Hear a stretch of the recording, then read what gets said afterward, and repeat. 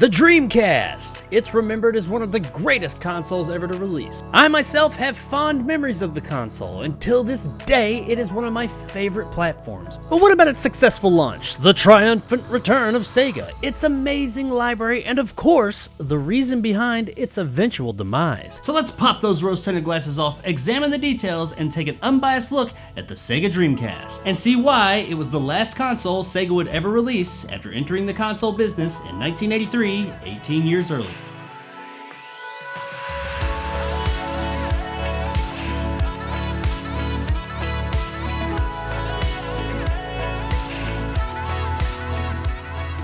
Last week we looked at the roller coaster ride that was the launch of the Dreamcast. It had its ups in the US and its downs down under. So with a reasonably successful launch, all but with its hurdles, the Dreamcast was available to the masses. So now the question was, what would those masses think of the new console? Which means it's time to look at the reception.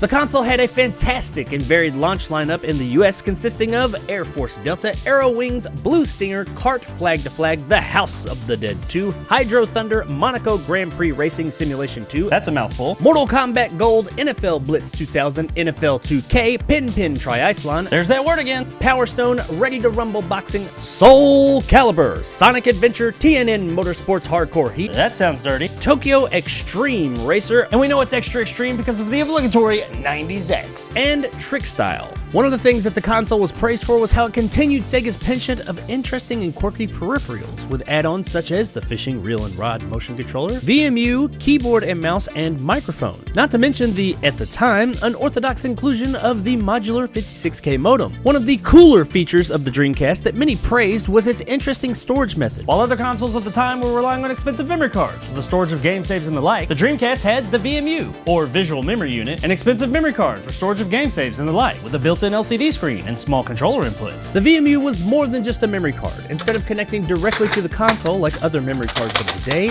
it connected to the individual player controller, and it allowed the user to play game-specific mini-games that added to their progress within the main game. On paper, this was a cool idea, and in some cases it worked, such as the Tamagotchi-like minigame included in Sonic Adventure, though in most cases the feature was underused, if just not used at all. Something else the VMU did was adding an extra informational screen during gameplay. This feature was better utilized and did add some benefit to the player, such as displaying your health meter in Resident Evil Code Veronica. You had to enter a separate menu at this point in the series, picking your plays in sports games without other players seeing, and other in-game information at a glance. The VMU could also be connected to certain Sega arcade cabinets, providing the user the option to save their progress and character stats in the arcade for the first time. Though arcades outside of Japan were beginning to become less and less prevalent, so this feature wasn't as lauded in the West. The Dreamcast controller was praised and panned at the same time. It was based off of the Saturn's well-received 3D controller. It was praised for its built-in analog stick and triggers, interesting VMU integration, and button layout, but it was panned for its bulky size, somewhat cheap and awkward feel, odd wire placement, and top-heavy design when loaded with a VMU, rumble packs, and the like. It's not the best control. The VMU integration does make it stand out, but without that,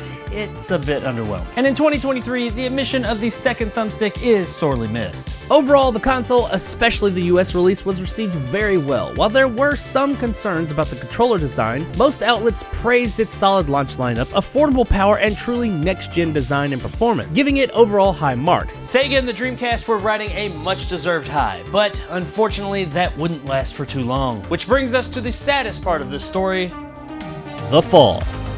And also brings us to the end of this chapter, though far from the end of the story. So if you've enjoyed what you've seen thus far, then check out the next part 1 week from the release of this video, right here in this 5-part series. And also, if you missed the last one, check it out right here. Visit my other channel, RetroJakeXY, link in the description, where videos like this will reside moving forward, and maybe consider hitting the subscribe button. I want to say thanks to all my patrons out there. Without you guys' support, videos like this would not be possible. And a special thanks to my top tier members, Marge G and Silverlock. You guys rock. If you want to support the channel, consider hitting the like and subscribe button. Or if you want to do a bit more, check out the exclusive benefits over on my Patreon. And until next time, you're beautiful, you're awesome, and I love absolutely every one of you. Thanks for watching.